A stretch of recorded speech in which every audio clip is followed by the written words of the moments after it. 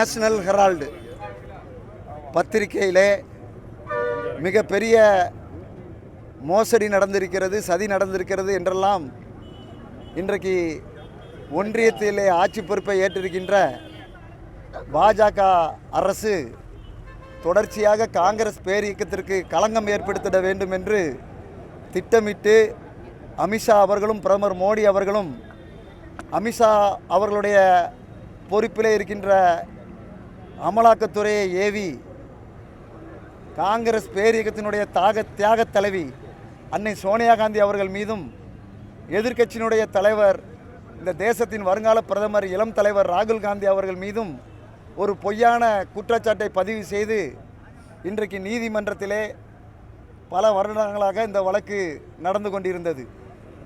கடந்த 2 நாட்களுக்கு முன்பு டெல்லி நீதிமன்றத்தில் இந்த வழக்கை பொறுத்தவரையில் எந்த முகாந்தரமும் இல்லை, இந்த வழக்கிலே எந்த அடிப்படை குற்றச்சாட்டுகளும் நீங்கள் உறுதி செய்யவில்லை, ஆகவே அன்னை சோனியா காந்தி அவர்கள் மீதும் ராகுல் காந்தி மீதும் தொடர்ந்துள்ள இந்த வழக்கை அடிப்படை ஆதாரங்கள் இல்லாத காரணத்தினால் நான் தள்ளுபடி செய்கிறேன் என்று சொல்லி டெல்லி நீதிமன்றத்தினுடைய நீதிபதி அவர்கள் இன்றைக்கு அந்த உத்தரவை பிறப்பித்திருக்கிறார்கள்.